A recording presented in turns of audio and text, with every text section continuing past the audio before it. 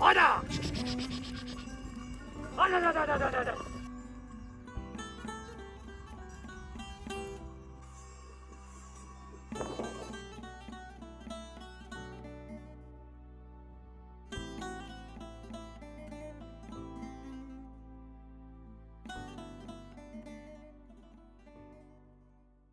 Yeni bir videodan herkese selamlar arkadaşlar. Türkiye'nin farklı noktalarını sizler için gezmeye devam ediyoruz. Bugün neredeyiz? Eskişehir'de Çanakkıran köyündeyiz. Sevgili Bircan abimle birlikteyiz. Bircan Tepe. Abi selamünaleyküm. Aleykümselam. Nasılsın abicim? İyisin? Nasılsın bir oğlum? Şükürler Değerli olsun. dostlar, Mart kapıdan baktırır, kazma kürek yaktırır atasözünü şu anda bizzat yaşıyoruz. Evet, Hava evet. sıcaklığı 2 derece. Gerçekten buz gibi bir Mart günündeyiz. Abicim nasılsın görmeyeli? Anlolsun bir oğlum. Sizler nasılsınız? Allah'a çok şükür bizdeyiz abi. Ufak bir operasyon geçirdik Geçmiş burundan. olsun. Yavaş yavaş toparlıyoruz. Değerli dostlar, Anadolu turunun ilk kapısı bugün Eskişehir. Eskişehir'in girişindeyiz. Bircan abi benim yıllardan beri tanıdığım, sevdiğim, değer verdiğim kıymetli bir abim.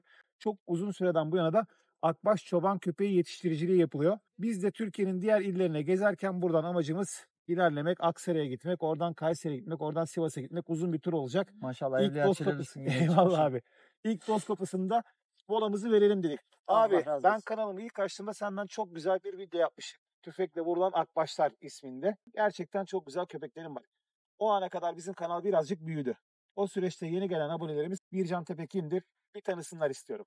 Bircan Tepe, Eskişehir doğumluyum. Gıda sektöründe uzun yıllar gıda toptancılığı yaptıktan sonra tabii doğma büyüme köy çocuğu olduğum için akbaş da bende ayrı bir sevdaydı. Bu çiftlik nasip oldu. Tekrar işte hayvancılığa girdik. Hayvancılıkla beraber bu akbaş sevdasını işte yıllardır, 15-20 yıldır aktif bir 20 şekilde. yıldan beri üretiyorsun değil mi abi bu 20 yıl. köpekleri? Daha eskisi de var ama çocukluğumda ben askere gidene kadar zaten köyde büyüdüm. Askerden sonra işte çalışma hayatı, toptancılık hayatı başladı, ticaret hayatı. Ticaret hayatından sıkılıp bunu aldıktan sonra tekrar özümüze geri dönüş, hayvancılığa dönüş Evet. yaptık. Az önce ben Bircan abiye videoya başlamadan önce sordum. Abi dedim keçi peyniri üretimi nasıl gidiyor? Kapasiteyi arttırdı mı diye. Bu arada Bircan abi keçi peyniri üretiyor. Dışarıya verecek kadar kalıyor mu bilmiyorum abi. Buraya istersen numaranı ekleyeyim. İnsanlar doğal geçen- organik ürünler almak istiyorlar. Geçen sene 500 bidon siparişimiz vardı. 350 bidonla falan yapabilmiştik. Bu dönemde 500 bidonda şu anda kapattık, siparişleri almıyoruz. Çünkü Almıyorsun. yetiştiremiyoruz. Eleman yok. En büyük sıkıntımız eleman. Hatta sürüyü kaç yıldır işte niye büyütmüyorsun? Evet. Çoban gittiğinde sopayı alıp kendim yetebileceğim kadarını bırakıyorum.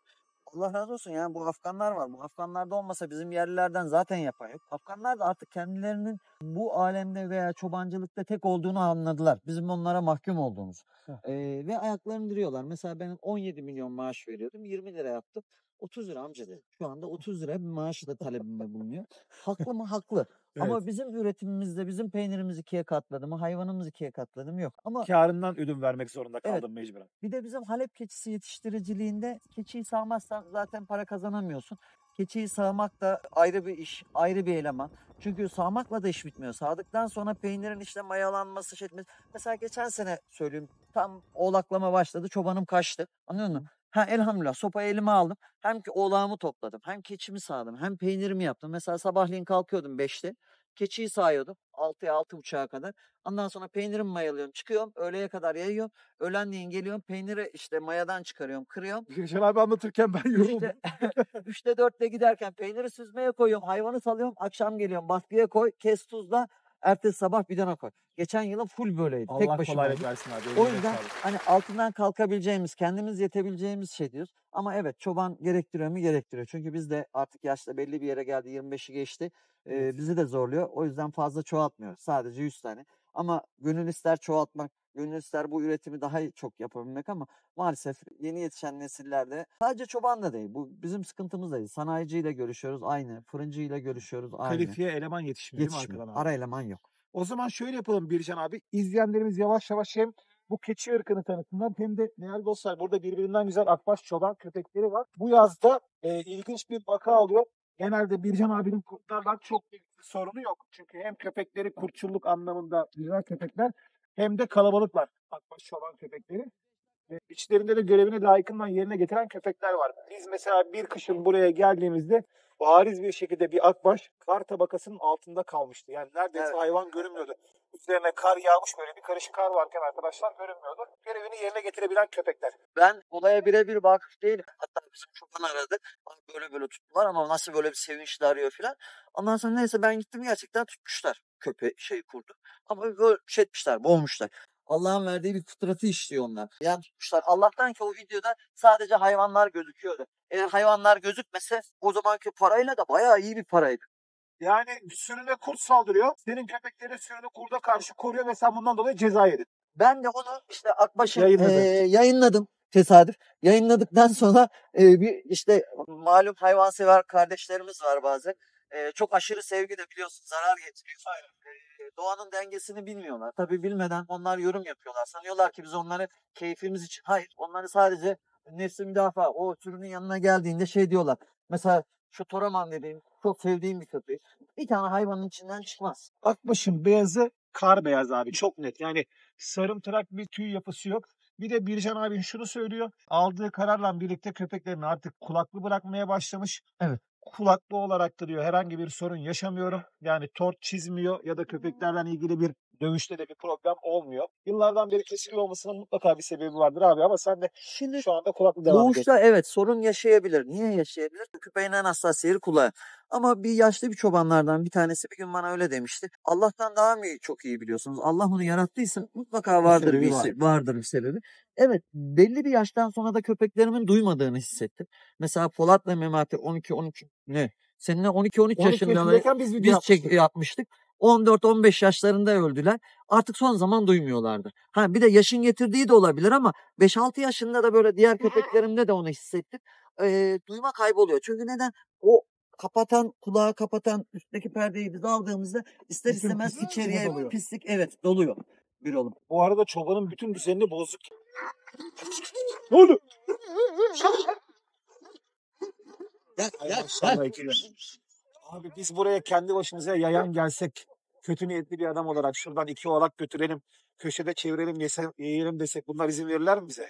Vallahi Firo sana izin verirler. Çünkü niye? Ben bunu yaşadım. Belki anlatmışımdır. Rahmetli babam işte sağ o zaman bir hani adakçı arkadaştı. Arkadaş da değil. Pazardan merhaba dediğimiz bir arkadaş. İşte indirmedi köpekler. Babam dedi oğlum bu iyi adam değil. Bununla alışveriş etme. Baksana bak. Aradan yıllar geçti. Evet.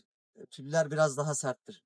Aradan günler geçti. Adam hırsızlıktan yakalandı. Evet köpekler bunu hissediyor. Ben birebir yaşadım bunu. Ama sana mealimse Anladım. hiçbir şey demiyorlar. Evet. Abi art niyetli olmadığı sürece hayvan Evet. besliyor, ama ben akbaşların olduğu yere sahibi yokken hayatta yaklaşmam. Çünkü akbaşlar da hayvana karaları gelip Bana diyorlar ki boyla posta değil ufacık o gençlik hastalarına yakalandı. Hatta sen geldiğinde oğlak bekliyordu. Evet, o şeyde. geride kalan oğlağı tek başına bekliyor. Evet tek başına bekliyor. bekliyordu. Mangal gibi yürek var bak. İlle gidiyor kaşınıyor. Kendini kaşıttıracak. Kapışsalar bence öbürü döver onu. Değil mi? Döver ama yürek var işte Yürek, köpekte. Yürek var. Küçük enişte. Seferoğulları'ndaki gibi. Bırakın lan küçük enişteyi diyor ya. Biz merhaba diyebiliyor muyuz onlara? Tabii Diyorlar zaten. diyebiliriz. Yok ben olduğum müddetçe bir şey demezler. Merhaba. Sıkıntı yok. 3 kardeş. Bunlar 3 erkekler Evet, mi bunlar abi? 3 erkekler. Lan Sıpa sen Polat ne ve kadar Memati'nin tatlısın. torunları bunlar. Abi bunu bana versene götüreyim ya. Oo, o bizim her Bunu bana şeyimiz versene ya. götüreyim abi. Eşe ya.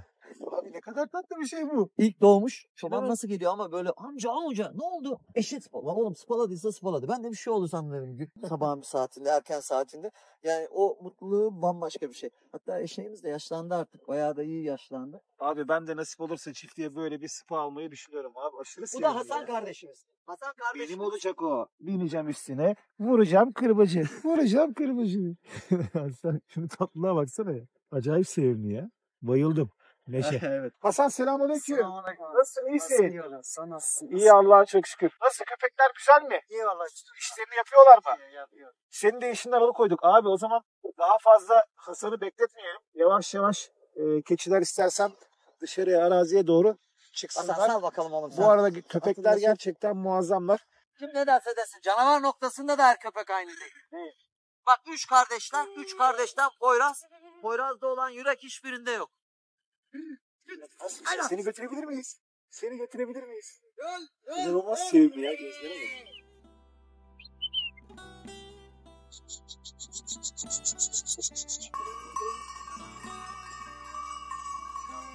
bak. Çan fesi bu işin olmazsa olmazı değil mi abi? O çanlarımız olmazsa olmazı. Bunlar yazlık çanlar, daha küçük ciro dediğimiz. Gevezeleri daha takmadık, yazlıkları. Peki abi, verimlilik konusunda mesela herkes diyor ki işte sahnenin keçisi çok iyi. Bundan sahnenin arasındaki fark nedir? Arazi uyumluluğu mu? Yoksa Abi, yani sen neden bu ırkı tercih ediyorsun? sahnenin şöyle dayanıklılığı yok. Bir ikincisi sahnende et verimi yok. Halep'teki olduğu gibi. Bak ben mesela şurada tekeler var. Keçinin içinde gözüküyor. Bak mesela şurada 100-120 kilo gelir ama sahnenin tekesinde o kilo yok. Veya mesela birli Sen çekişlerim var. kurbanlık da yapıyorsun o zaman. Tabii. Biz hem Ataklık da kurbanı yapıyorsun. ya kombine bir hem et var hem şey var. Süt var. Maşallah çobanın atı da kanka nasıl? Daha Şu an sürü lideri hangi erkek abi? Poyraz. Poyraz. Poyraz. Ekip lideri bu Alfa. Boğuşmuşlar, ayaklar yaralı. Maşallah maşallah nazar değmesin. Çok köpeğin karakterinden bahsediyorsun abi. Az önce çok güzel bir örnek verdim. Bunu anlatmanı isterim ben. Köpeğin kanında olacak abi. Yani mesela aynı kardeş, aynı anneden, aynı babadan ama mesela 3 kardeşte bir tanesi daha farklı mesela, daha bir üstüne. Poyraz dediğin bambaşka. Mesela Ayaz var, Laza var. Onlar da güzel. Ama o videoda göstermiştim ya. Kurt ölmüş hala sıkıyor böyle. Hırsını alamıyor Evet, yani. hırsını alamıyor. Kurt ölmüş, sıkıyor ama bir taraftan da böyle kulağıyla dinliyor. Bunu derdi eskiler. Ben inanmazdım. O videoda hatta özellikle de o kısmı çekmiştim böyle. Kurdun çektiği kısmı. Ya eşek sıpası diye boşuna sevmiyorlar. Bizim oralarda eskiden akbaş daha ağırlıklıydı. Belki de gözümüzü akbaşla açtığımız için. Ne bileyim, herkesin mesela ayrı bir sevdası var. Evet. Evet, birbirlerine dönen köpeği çok gördüm ama elhamdülillah bizim o noktada köpeklerimizde bir sıkıntımız yoktur yani. Ama kızan oyunu bozuyor değil mi? Tabii kızan bozar. Senin geldiğinde bir tek bu aslan vardı. Herkes soruyor bu işte niye? Gençlik hastalığına yakalandı. Kızım Zeynep çok seviyordu bunu. O zaman da küçüktü senin geldiğinde. Altından Erik gelen dedim, yavruları kendinden üstün değil mi fizik olarak? hiç bundan yavru almadım. Almadın mı abi? Almadım. O Toraman vardı az önce gördük ya. Toraman'ı saldım. Onun karakteri olarak çok hoşuma gidiyor yapısı. Mesela ben daha önce geldiğim dişiler vardı. Gördün mü? Vardı onlar. Asya vardı, Asena vardı. Evet Mesela hatırlıyorum. o soyu bıraktım. O soy benim tamam yapı olarak çok güzeller. Ayaklılar. Ama istediklerini vermediler. İstediğimi vermiyorlar. Yani dişi köpek uyandırır. Canavarı, Abi sürüyü şunu bekler. söylüyorlar bu arada. Mesela erkek köpek ne kadar önemliyse yavru üretirken dişi ondan 2 kat önemli diyorlar. Aynen. Çünkü erkekte XY kromozom var, dişide XX var. Yani 3 tane X'in 2 tanesi anneden geliyor birleşimde. O yüzden annenin karakteri kurtçuk köpek üretmede babadan daha önemli. Şimdi bu dönemde sadece Polat ve Memati'nin torunlarından 3 tane erkek bıraktım. Domuzluk erkek. Pardon 5 tane. Geçen dönemden kalan bir tek aslan var. Zaten Polat, Memati öldürdüler gitti. O 3 taneden bir de dişilerden sadece Polat'ın kızı Alice'le Boncuğu bıraktım. Neden? Bunlar aynı canavara giderken barak gibi caplıyorlar. Ve çok çabuk uyandırıyorlar köpekleri. Ve her şeyden önemlisi mesela bir hayvan kaldığında hayvanın başında günlerce aç susuz bekleyebiliyorlar. İşte sizin sayenizde zaten bu köpekler bir sonraki nesle iyi bir şekilde Hatta geçiyor. bana dediler abi çok azalttın. Evet çok eledik köpeklerini. Bu dönem mesela kaç yıl oldu? 3 yıl oldu mu geldi? Aşağı yukarı oldu abi. 3 yıl oldu. Mesela senin geldiğinde kalan köpeklerden işte artık yani bendeki işte bizim tecerelerde diyorlar ya A, B, C biz D'ye gelmişizdir. Ama bu son 3 tane bıraktığım özellikle de kulaklarını kesmedi. Ayaz, Poyraz, Zaza onlar bir bambaşka. Akbaşların en çok sevdiğim yönü de toplu gezmemeleri. Bak mesela sürü gidene kadar bu arkadaşıdır. Arkada bekler. Orada yatıyor. Kişiler vardır ön tarafta. Akbaşların Sürünün en çok... etrafına dağılıyorlar değil mi abi? Evet evet. Akbaşların en güzel özelliği toplu gezmemeleri. Sadece o tehlikeyi sezdiklerinde birbirlerine Birleşiyorlar. uyandıklarında evet birbirlerine birleşip müthiş bir şey çıkarıyorlar performans o zaman. Mesela o yazınkı canavar olduklarında yani ben yokum bizim Haso görmüş gerçi de Haso onun da şarjı bitmiş çekememiş. Poyraz'a gerçekten hayran kaldım bu arada. Bak en son bak Poyraz yeter olan yeter diyecek. Orkun'a vermiş olduğum Toraman'dan şu anda hiç akrabalan köpek var mı burada abi? Var tabii canım. Yani kuzenler neticede. Bu işlere dayanıyor mutlaka. Senin de söylediğin gibi işte binlerce yıldan bu yana çobanlar bu şekilde bilinçli çobanlar istedikleri karakterdeki köpekleri tutarak elemine ederek eli ortaya bu kadar başarılı ırklar çıkmış abi. Kangal için de geçerli, Akbaş için de geçerli. Binlerce yıllık bir elemasyondan geçmişler dağlardaki çobanlar tarafından. Bana diyorlar tip kafa, evet tip kafa, evet bizim de olmazsa olmazlar. Mesela bembeyaz olması, kipriklerinin, kaşlarının, tırnaklarının beyaz olması, Gözlerinin bal köpüğü. bal köpüğü olması. Ondan sonra özellikle vücut diksiyonlarının ama vücut diksiyonuyla beraber olmazsa olmazı da karakteri. Çünkü biz bu köpekleri zaten sürümüzü korumak için veya bizim yetemediğimiz yerde çobanın destek vermesi için bulundurduğumuz hayvanlar. Bak mesela sağında, solunda, arkasında, önünde. Bak en arkada daha hala arkadan geliyor en son. Poyraz. İyilere bayıldım ya Poyraz. Gerçekten böyle elimde çizilmiş kadar güzel bir köpek. Ya ben onu kulaklı da görüyorum abi. Gel Poyraz. Gel. Aferin sana. Gel. Aferin. Aferin. Poyraz daha 2 yaşında. Aferin. Bu sene köpek oldu daha. Maşallah. Nazar değmesin. Evet. Bin kere şükürler olsun. Bak yine gidiyor dalışı. Sallayacak seni göreceksin aklın başına gelecek. Görüyor musun? Sürünün en önünde dişiler bak bu oyuna geziniyorlar. Abi görüyoruz da izleyenler şu anda Zoomlama görebiliyor imkanı var mu mı? bilmiyorum. Elimizden geleceğiz zoomlayalım. Bakın değerli dostlar şu anda yavaş yavaş yayılıma çıktı. Keçiler ufak ufak çobanla birlikte araziye doğru gidiyorlar. Bakın en önde köpekler kokuları takip ediyorlar değil mi şu anda abi? Evet, Bakıyorlar hadi bir şey size gelmiş mi geçmiş mi diye. Özellikle de bu 2 dişiyi bıraktım kendime. Birçok dişim O en vardı. önde Yine giden 2 köpek şu an dişiler mi abi? dişiler. İşte koku dediğin olay. Evet. Mesela sana hatırlıyorsan sayanın içerisindeyken abi dedim bunların içerisinde kurtçulluğu en yüksek köpekler hangileri koku meziyeti diye söylemiş olduğun 2 köpek bakın arazinin en önünde. Alice'le Arkadaşlar, kanıtı şu da anda orada. Ya hani arama tarama sordun ya yapıyorlar. orada her köpekte koku. Evet her köpekte koku var ama bazılarında bir tık 2 tık daha fazla. Mesela ben duymadım aynı barak gibi cakladığını çoban köpeklerin canavarın arkasından giderken ama ben de caklıyor abi. Ben bunu inşallah bir gün çekebilirsem sana canavarın arkasında. Anadolu'daki çobanlar da bunu mesela sen caklama diyorsun. Kimi çimileme, çinileme diyor abi. Bu şey gibi böyle hırsından ağlıyor gibi bir ses çıkarıyor değil mi? Böyle hani Evet, ne oldu evet. da belli değil. Öyle bir şey işte. Tüylerimi diken diken. Yok benimki bayağı böyle barak gibi, av köpeği gibi caklıyor. Alice'de de var o, Boncuk'ta da var. Sadece o dişileri bıraktım. Öbür dişilerim de vardı mesela. Öbür dişilerimi burada gitmiyorlar mıydı? Gidiyorlardı. Ama gittiklerinde sadece kendileri gidiyorlar. Yani o ekibi oluşturan, işte diğer erkekleri uyandıran o yapıları yok.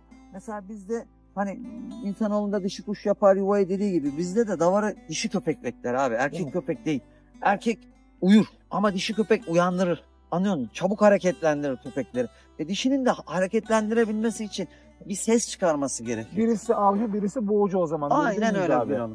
Evet değerli dostlar bugün yolumuzdaki ilk durağımız Bircan abinin arasıydı. Bircan abiyle birlikte keyifli bir sohbet yaptık. İşin ilginç yanı Bircan abinin başına hep sürekli olarak olaylar geliyor. Köpekleri daha önce tüfekten başka avcılar tarafından vurulmuştu. Vurulduğu halde değil mi saçmalar üzerindeyken yine sürüyü terk edip bırakmıyorlardı köpekler. Üzerinde ben bizzat çekmiştim. Daha sonra veterinere götürdük köpeği. Köpek üzerine mermilerle birlikte sürüyü terk etmeden görevini yapmaya devam etmişti. Devamında da sürüye kurtlar saldırdığı için kurtlara püskürten köpeklere Bircan abi videolarını yayınladığı için devletten ceza yiyor. İlginç bir durum. Her sene ama muhakkak ya 2 senede bir ya 1 senede bir tane kurt vakası illa oluyor. Oluyor. Bu yaz da yine geliyor kurt nasibini aramaya arkadaşlar ama ekip oldukça sağlam ve kalabalık. Maalesef ava gelirken avlanan kurt oluyor diyebiliriz. Evet. Abi keyifli sohbet için çok teşekkür Ben de ediyorum. teşekkür ederim. Ayağına sağlık. Böyle şey Her zaman tadında, beklerim kahve inşallah. tadında kısa bir video yaptık Bircan abiyle birlikte. Kısa ve öz oldu inşallah. Sağ olsun. O da burada emekçi olarak Akbaşları 20 yıldan bu yana üretmeye devam ediyor. 2 yıldır senden en son gördüğün eniklerden bu tarafa bir tek kendime bıraktım. Hiç üretmedim. Hiç üretmedin mi Hiç abi? üretmedim. Orada bir mola verdim. Bir seleksiyon yaptım. Dedim ki bunlardan Şu sonra... anda kızamda olan dişlerim var ama. Şu anda içeride yavrular var. 4 tane yavru var. Bunlardan Maşallah aldım. nazar değmesin. İnşallah. Her şey için teşekkürler. Değerli Size dostlar teşekkür ederim. kanalımıza abone olmayı, videoyu beğenmeyi ve paylaşmayı unutmayın. Allah'a emanet. Görüşmek üzere.